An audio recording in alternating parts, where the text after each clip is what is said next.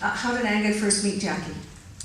Also, I want to pass on the compliment, an incredible film. I first met Jackie, we were both in university together. She was doing her master's, and I was doing my bachelor's at Stanford in the US, and we just became friends, like, you know, hanging out, and I knew about the project, but I never thought, oh, I should make a film about it.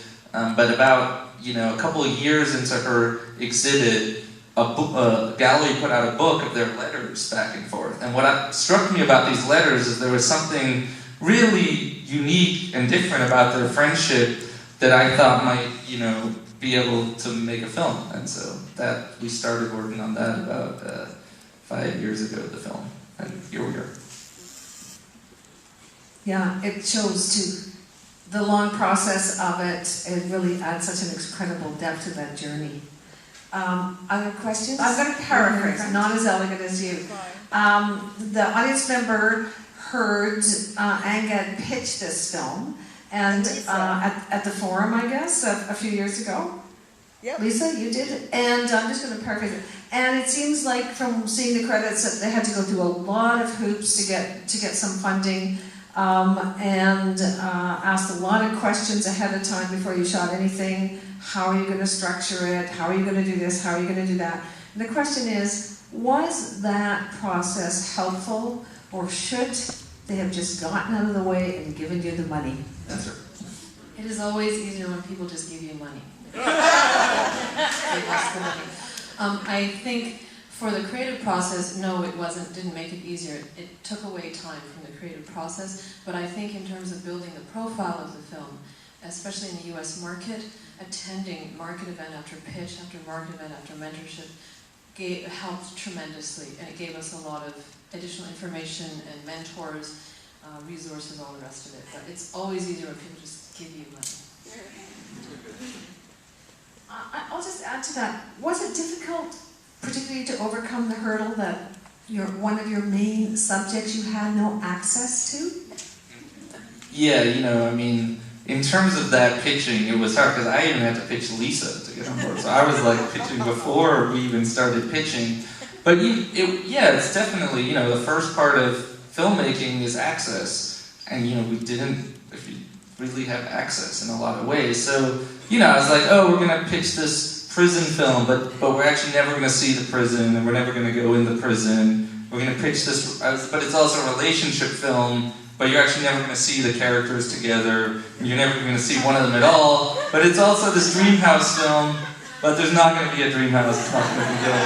So, like, I actually see that I can understand sitting on the other side, you know, being like, oh, cool, like, good luck. But at the same time, you know, I think, you know, filmmaking is still an art, and we have to remember that. And, you know, we need the government support, we need foundation support, we need to continue nurturing it, because otherwise we're just going to come out with the same stuff. And I think, in the end, when people did come on board, they came on board because they wanted to see something different. Because that's always what we were pitching. We were never pitching a film that would look like something else or feel like something else. So when they came on board, it was like they were totally on board, and they were totally excited about all the kinds of choices we were trying to make, which was great. Unfortunately, yes, it took time, but, you know, such is life. So the different ways that I tried to incorporate Herman into the film, I mean, we knew pretty early that when the house wasn't going to get built, that we were going to need more visuals. And we knew we were going to go with animation, but it was really hard to find the right style, and in this case it ended up being different styles of animation because, you know, we didn't want the animation to take away from his voice or distract you or in any way feel like it's covering what he's saying, but almost, you know, keep you imagining, like the same way he's imagining what's going on outside. You as an audience could listen and have these images that would just help you kind of imagine. One thing that we tried that didn't work at all and got cut, just so you can see, we even tried, you know, a lot of the film was Herman's letters back and forth. So we thought, oh, maybe it would be cool to like have other people read his letters. But you know, that just didn't work. So we tried different things because we knew, you know, how do you represent this person you don't see? But in the end, I think, you know, his voice was strong enough that we just felt it can hold its own, and if we just give you images that allow you to kind of think openly about what he's talking about, it will, you know, kind of further the film.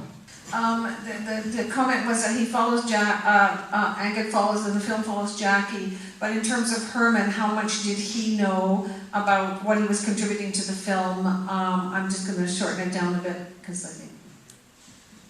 So actually a lot of the audio in the film is Herman talking to me.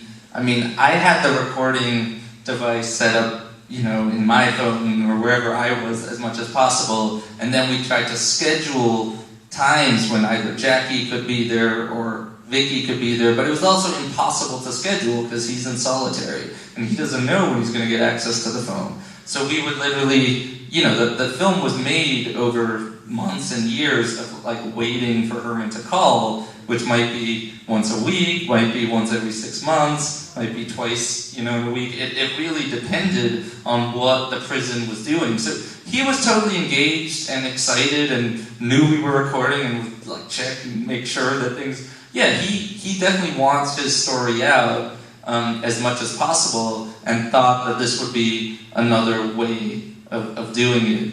He hasn't seen the film, unfortunately, but you know, hopefully somehow that'll be rectified. I just wanted to add that all of those phone conversations that Herman is allowed are only 15 minutes long. Angad never had the opportunity to speak with him for more than 15 minutes at a time, which was quite a challenge in terms of the typical interview process for a documentary. I think the interjection of this call may be monitored, this is the Angola prison system, is extremely powerful and acts like another bar, which I think works extremely well in the film. Where'd you get the shirt? Most important question. Me too, I want to know that. So the shirts Jackie created, and as you see, different people are wearing them through the film, and we can still get them.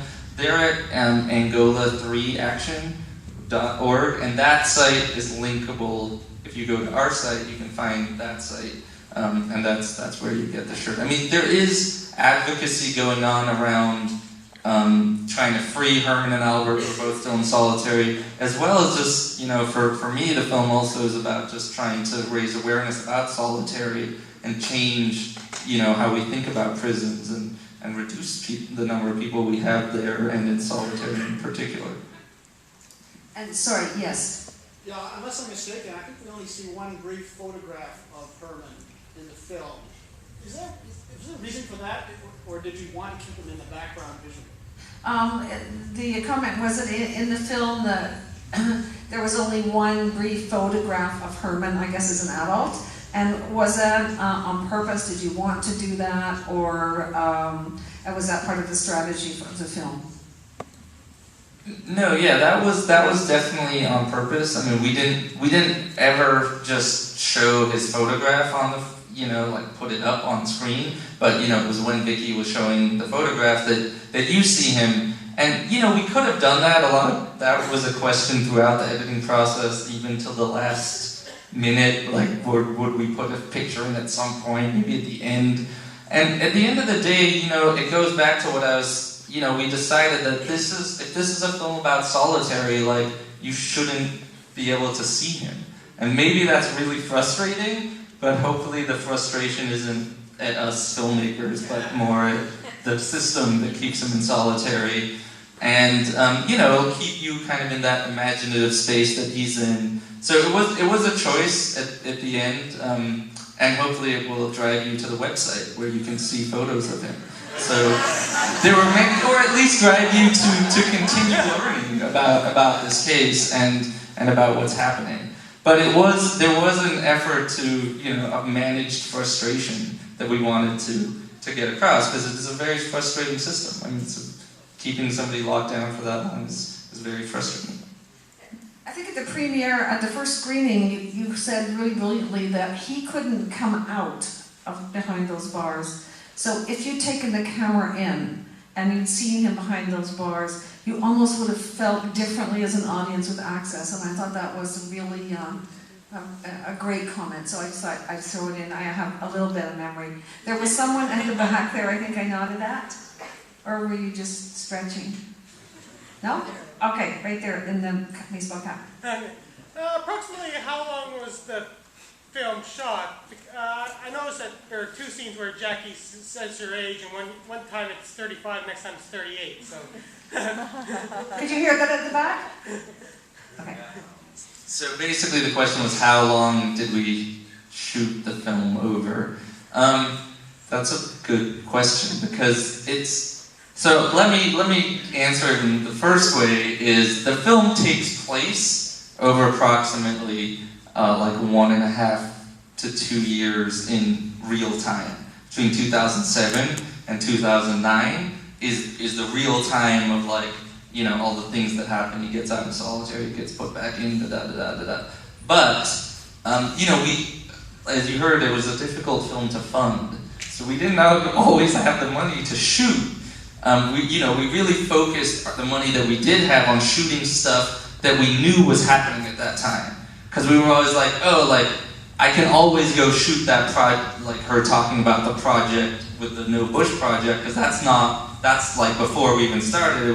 So some of the shoots actually happened after that, and we did our best to kind of like do that. But it basically, I mean, that is her age over the time. It's about 37 to 30, or 35 to 37 or so. But again, because of just the nature of the filmmaking, we shot stuff after kind of the period that the action took place in. What year did the art exhibit take place in?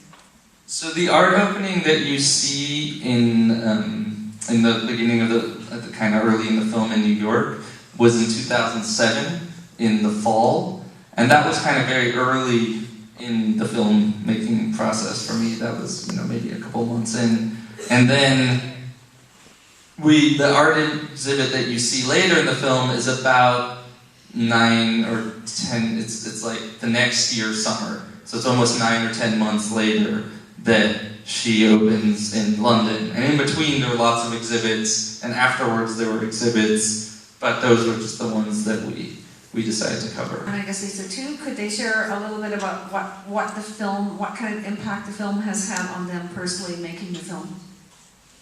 Sure, you want I think for me, it's brought me back to my activist roots. I think in my heart I'm an activist, and for a while I've really been drawn to telling stories that get people to open up their hearts and then care deeply about an issue. I used to be a programmer on CKLN Radio, and now defunct CKLN Radio. So telling stories about very important social issues, but really crafting a nice story that catches people off guard. They start caring about somebody, and then suddenly they start caring about an issue. It's reminded me that that's of utmost importance in my life.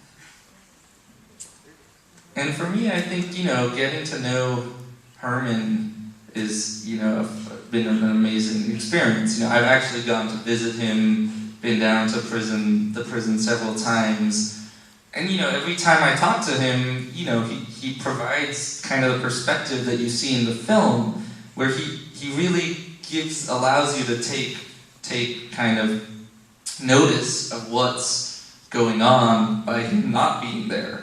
And so I think I appreciate a lot more of all the, you know, access to the things that we do have, and hope that, you know, kind of also gives you the responsibility. I think one of the things that I realized about the film is, like, you know, Jackie is really responsible in a lot of ways for doing all these things and debating people about this, because Herman can't be there.